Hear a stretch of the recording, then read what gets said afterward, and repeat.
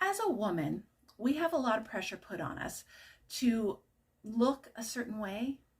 We are told we have to be supermodel thin, have the big breasts, full lips, big hips, then little hips, then back again, depending on what the whim is. Act and walk sexy everywhere we go, show off our bodies and be a sex kitten and so much more. But what if we can't live up to this huge expectation that's put on us? What if we are slightly big boned? Or what if we're a lot big boned? What if we are physically handicapped? What if we are big boned and broken and we are absolutely none of the above according to what social media and the world says that we should be? Does it make us any less a woman, any less beautiful, any less worthwhile? Myself, being a big bone and broken woman, there have been many times in my life I have felt unworthy, useless, unattractive, an outcast in our society, especially since social media and the internet came onto the scene. Yes, I grew up in the dark ages without cell phones, social media, and oh my gosh, computers. But guess what? Even then, the stigma for women to be drop dead gorgeous and stick figure thin was placed upon our shoulders. And as a big bone teenager in the late 80s, it played a huge number on the way I felt about myself. Today, women don't just have the TV and touched up print ads to live up to. We have filters on social media that can trim our hips or add to them, whatever the whim again is of the day. It can thin our waist, give us abs, and worse yet, make our face and skin look as if we're poreless. And take a 55-year-old woman and make her look 25. Wow, how difficult is it to live up to that? It's no wonder our young teenagers are depressed and cutting themselves, starving themselves, and worse yet, committing suicide. But then you add in being a big bone and broken woman who suffers from chronic pain. And if it's, I don't know, more depressing, really. We can suffer from feelings of unacceptance, feeling left out, ugly. We don't belong. That's what it feels like sometimes. This can lead us to depression and anger at ourselves, at God, and everyone around us. Some of us will stuff these feelings way down into our gut. What does this lead to? Stress, weight gain, high blood pressure, lack of sex drive, striking out at people that we love the most. Look, it's taken me years to figure out how to live in this big bone and broken body and feel comfortable and happy right where I am today. Oh, wait. Let me make it very clear. I still struggle with many, if not all, of these things I just mentioned. But today's Kristen feels differently, mentally, than the Kristen of several years ago. And I want to share with you a few things that have helped me. Now, I know you may not like this very first thing, and I'm going to tell you it anyways. So here goes. Exercise. Now, I realize there are a few of you out there who may not be able to exercise at all, or at least not able to do strenuous exercise, but the majority of you who are watching this can do something. When I first started out, I started out with yoga. I sat in a chair the entire time and just moved my arms, stretched my shoulders, my waist, my legs. And this led to feeling better and better. And I was finally able to take a slow yoga class. Now today, I have my very own yoga plan that I do almost daily at home. And yes, I still start out in the chair. Hey, why stop something that works well, right?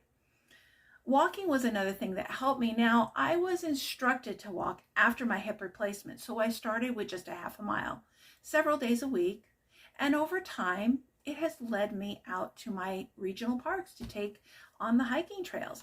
Now, today, I hike somewhere between 3 and 5 miles several days a week. Exercise band was another item that my physical therapist had suggested to me, so I try them out, and I still use them today a few times a week.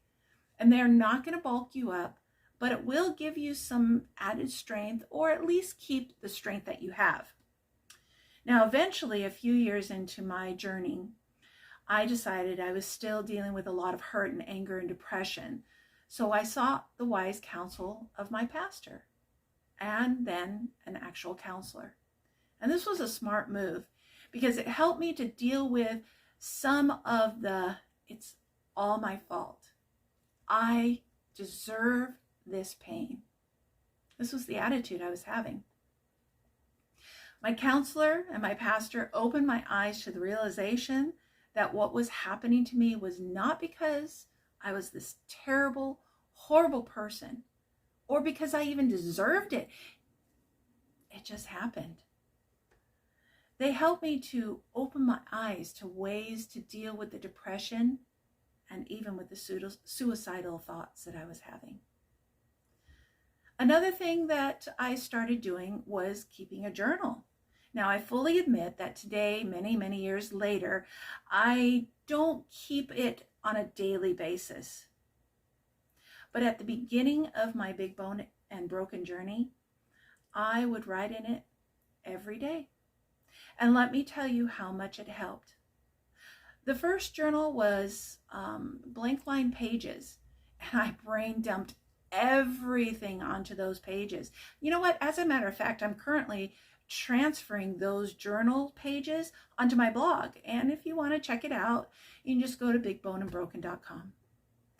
This brain dump helped me because I did not have to worry about language. I didn't have to worry about hurting someone's feelings or what people thought about me. I could just put it all out on a piece of paper. Now, eventually I went to a gratitude journal, and this helped me to see those good things that were still in my life right here, right in front of my nose. But when you're in that constant pain, it's hard to see those good things, even if they're right here. I also decided to try some holistic approaches to pain management. I tried acupuncture, meditation, CBD oil, breath therapy, sound therapy, herbal medicines or herbal medicines, however you want to pronounce it, heat and ice therapy, essential oils, and many, many others. Many of these things I actually still use today, and others didn't work so well for me. I would like to persuade you to look into some of the holistic ways to deal with your chronic pain. You might find one that works, or several, like I did, that work for you very well. Now, of course, there's always the traditional Western medicine, physical therapy, medications, those kind of things. And yes, I did, and actually I still do several of these things today. Physical therapy helped me to know what muscles to work, for why, and what, and how strengthening these muscles around this injured area can help to lessen that pain.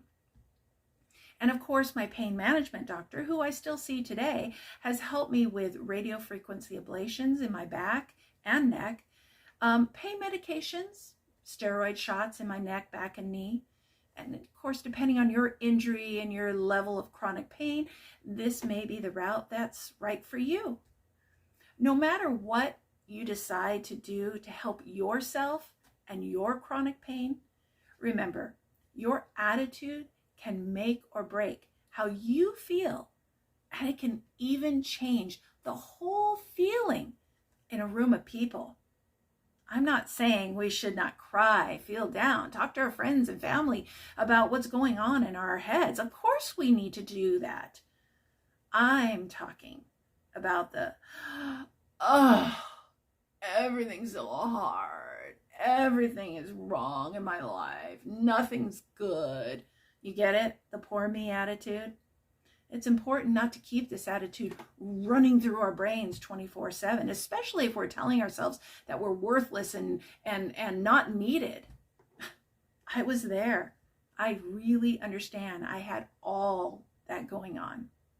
Along with all the things the world says a woman should be, that I listed early in the beginning of the video, and then our own internal talk, this can be way overwhelming.